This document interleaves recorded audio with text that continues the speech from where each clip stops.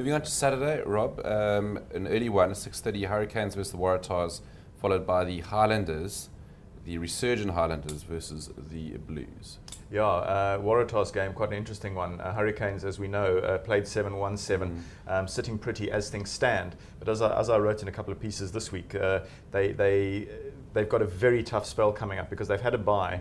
They're now done with byes. They've got 9 matches on the bounce, which is a tough ask, including some really, really tough New Zealand derbies in there.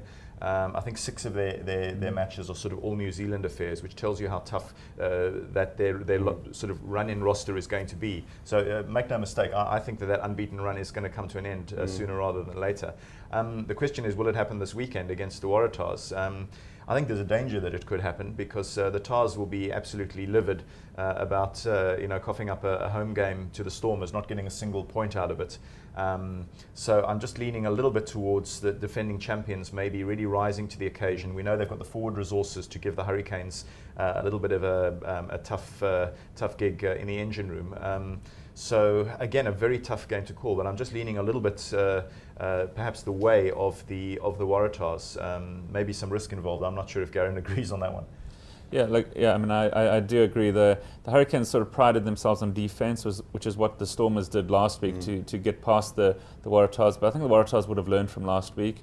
You know, they're still second in the Australian Conference, but although they're down in 10th place overall, which is quite amazing considering how the other 2 conferences are so tight. So, I see the Waratahs being tough to beat. The Hurricanes will certainly lose once, twice, maybe even more in the remaining matches. There's no team that will go through this tournament unbeaten. It's almost impossible to do so. So, the Hurricanes have had a fairly easy start to their campaign. They've managed to rest a lot of players, which I think will be key for them later on in the tournament. They're not shy to ring the changes. So, it really depends which team they sort of pick for this weekend.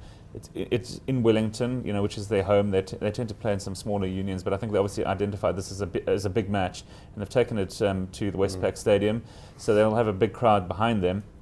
But I don't think it's going to be enough. I'm actually leaning, as Rob said, towards the Waratahs bouncing back from their defeat to the Stormers, relying on their big forward pack and their dangerous backs to just upset the Hurricanes. But I wouldn't be surprised if the Hurricanes lost by fewer than 7 points, picked up a bonus point, maybe even scored 4 tries of their own, and picked up something from the game, which will just sort of stretch their lead, I think, at the top of the standings.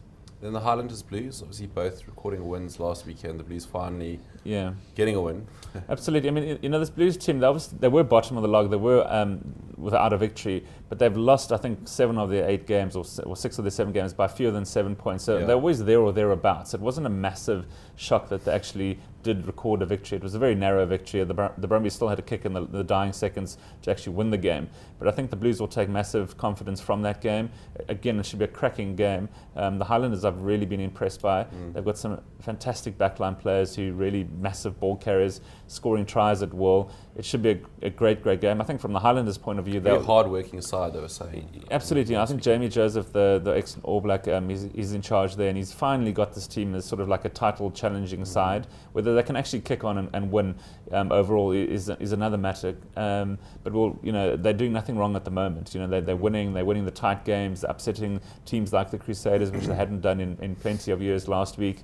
So from their point of view, I think they'll see it as a match that they can certainly win. The Blues, again, from their side, will be looking to build on last week. It should be a cracking game. Again, I think it's going to be fairly close, but I'm just going to go for the home team in this match, and the Highlanders to sneak it by 4 or 5 points. Okay. Rob, just a quick one before we get on to the late games, the Brumbies versus the Rebels. Brumbies were sort of cruising along and hit a couple of bumps. Yeah, they have. You sort of think that they'll should hit some sort of smooth highway for this one. Brumbies are a quality outfit. They've had a few injuries. I think Matt Tamura is now ruled out for a couple of weeks, which is a bit of a blow. See, they put Nick White on the bench for this game. Yeah, it may well be a rotational thing because he plays a lot of rugby. He's very much at the fulcrum. He's the typical sort of cocky scrum half who's always engaging with the referees, always sort of having a little niggle with the opposition loose forwards and his rival scrum half and so on. So maybe just a bit of sort of mental refreshment, if you like, for a player like him. Rebels have have had their moments this season. They're no pushovers anymore. They don't just sort of they're not quite the sort of wooden spoon team that they started out as. They are beginning to build a little bit of a culture there. So a good Aussie derby, but I'll be leaning Brumbies way.